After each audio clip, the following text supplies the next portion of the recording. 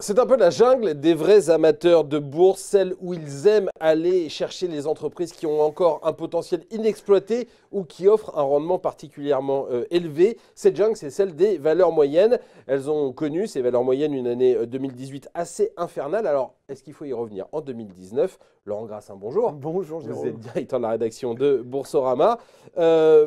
Vous allez essayer de défricher cette jungle avec nous aujourd'hui. Une question toute bête pour commencer. Pourquoi d'abord, c'est intéressant de se dire qu'il faut avoir des valeurs moyennes dans son portefeuille? Eh bien, parce qu'elles ont des profils intéressants, ces valeurs moyennes. Ce sont souvent effectivement des sociétés familiales, elles sont bien gérées. Elles ont des perspectives de développement assez intéressantes. Elles sont souvent sur de l'innovation, des marchés de niche. On retrouve beaucoup de petits éditeurs de logiciels, de SS2I, de sociétés de consulting, d'ingénierie en R&D. Donc des profils intéressants qui génèrent de la croissance, qui génèrent aussi des bonnes marges. De par leur taille, eh bien, elles sont susceptibles soit d'être la cible d'OPA, donc avec des primes, soit, si elles ont déjà un actionnaire d'un plus grand groupe en leur sein, d'être retirées de la cote, là aussi avec des primes. Il y a eu tout un ensemble d'opérations, on peut citer quelques-unes, April, Soft Computing ou Tessie, effectivement Soft Computing acheté par Publicis. Donc ça, c'est toujours intéressant par l'actionnaire. Et puis, la raison principale, Jérôme, c'est que jusqu'à cette année 2018, elle surperformait régulièrement, elle battait le CAC 40. On se disait, voilà, chaque année, on commençait, les petites et moyennes valeurs vont-elles encore battre le CAC 40? Donc jusqu'à l'année dernière, c'était une très bonne affaire en bourse. Et ouais, mais voilà, en 2018, patatras, ça a été l'enfer pour les valeurs moyennes. Pourquoi? Et oui, année 2018, très difficile, avec, elles ont ce talon d'Achille, les valeurs moyennes, c'est la liquidité. La liquidité, c'est la capacité du marché à adresser les ordres de vente ou d'achat en grande quantité. Et effectivement, pour certaines, il n'y a pas beaucoup de flottants, il n'y a pas beaucoup d'ordres. Et donc, quand vous entrez dans un contexte de nervosité, de tension sur les marchés, comme ça a été le cas, vous vous retrouvez bloqué. Et voilà, vous vous retrouvez bloqué, et ça, on n'aime pas. Ça a été le cas en 2008, ça a été de nouveau le cas en 2018, et on a vu un phénomène très impressionnant de sortie de ces valeurs moyennes. On est sorti en premier de ces valeurs-là. C'est le cas pour les investisseurs individuels, ça a été le cas aussi pour les fonds, avec des décollectes importantes dans les fonds de petites et moyennes valeurs. Et puis aussi, alors ça c'est pour le côté plus marché, il faut préciser qu'il y a eu une hausse significative, c'est Eric Labbé, gérant chez CPR Asset Management, qui le disait récemment, une hausse significative des avertissements sur résultats, c'est-à-dire qu'elles n'ont pas été épargnées par les mauvaises nouvelles économiques. Il y a 45% de profit warning supplémentaires en 2018 par rapport... Ce qui est assez colossal. C'est énorme, par rapport à ces 4 dernières années, on avait plus tellement l'habitude.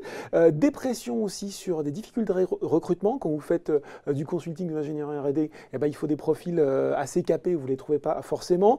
Une pression sur les marges, là aussi assez inattendue à cause de l'augmentation des matières premières, donc qui a pesé un peu sur les résultats, un effet dollar négatif et puis d'autres choses un peu plus spécifiques comme les normes comptables. IFRS 15, on ne va pas rentrer là-dedans. Mais en tout cas, tout ça a noirci un peu le tableau, et même les sociétés qui a priori avaient un profil plutôt défensif, elles n'ont pas été épargnées par ça.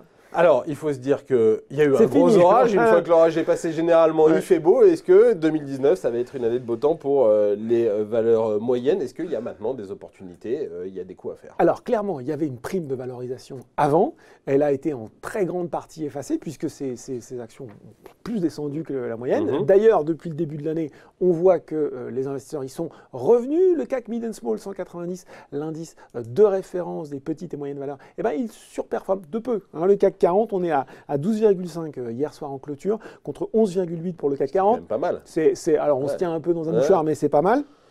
On a 10 valeurs qui grimpent de plus de 40% depuis le début de l'année, donc déjà ça c'est bien, Equinox, AWACS. Et on a aussi des perspectives de bénéfices médians qui restent par action, qui restent plutôt bien orientés, plus 15% cette année encore une fois pour les valeurs qui composent le CAC Mid & Small 190. Est-ce que ça vaut encore le coup? Parce que 12,5% de progression en un peu plus de 2 mois, on a le sentiment que ça y est, c'est fait, et que si on veut prendre le train en marche, on va le prendre en retard. C'est là où je suis attendu au tournant, effectivement. Ce qui est sûr, en tout cas, c'est que les analystes, les géants spécialistes du secteur, j'étais hier avec Arnaud Riverain, qui est un analyste spécialiste des small cap, qui est associé gérant chez Greensum. Lui, il aurait plutôt tout intérêt à dire que ça va bien aller, mais il dit je reste prudent. C'est un très bon début d'année, le meilleur depuis 2015. Donc voilà, mais une hausse qu'il considère comme fragile, avec des volumes en net repli. Donc ça, c'est effectivement faire attention. Et il explique que c'est tout quand même, on reste très sensibles à une dégradation de la conjoncture. Vous en parlez à Christian Parizeau, si il n'y a pas d'accord commercial avec la Chine, si le Brexit monte en puissance, on risque de retrouver ce risque de liquidité et elles seront, les valeurs moyennes petites seront les premières impactées. Toutefois, il y a de belles opportunités. Il y a de bons points d'entrée.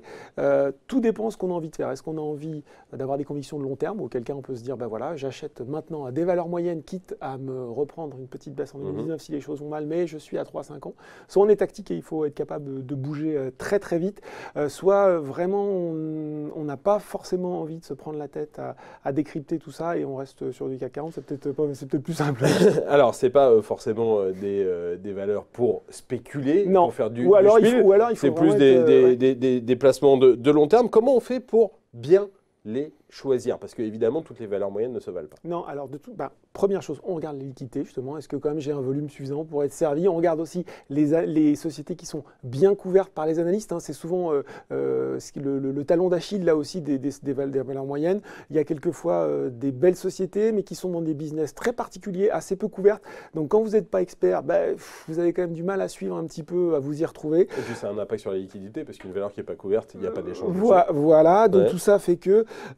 et puis vous regardez, effectivement, il y a quand même beaucoup de bureaux d'analyse qui se sont fait leur dada. On peut citer Portzamparc. Je suis allé repiocher pour vous leur liste de convictions pour 2019. Ça peut donner des idées. Je ne veux pas forcément toutes les suivre, mais on retrouve un peu les profils dont on parlait, beaucoup d'éditeurs de logiciels. Alors ils aiment beaucoup Line Data, par exemple, qui est un éditeur de logiciels financiers. Esker, aussi éditeur de logiciels. De CRSI, qui est un spécialiste des serveurs informatiques. Vous voyez qu'on est dans la tech, dans l'innovation. Stalergen, qui est le spécialiste de la désensibilisation aux allergies. Exactement, voilà. Ou AK Technologies encore, qui est un groupe d'ingénierie R&D. Voilà, ça vous donne quelques pistes, en tout cas pour ceux que ça intéresse.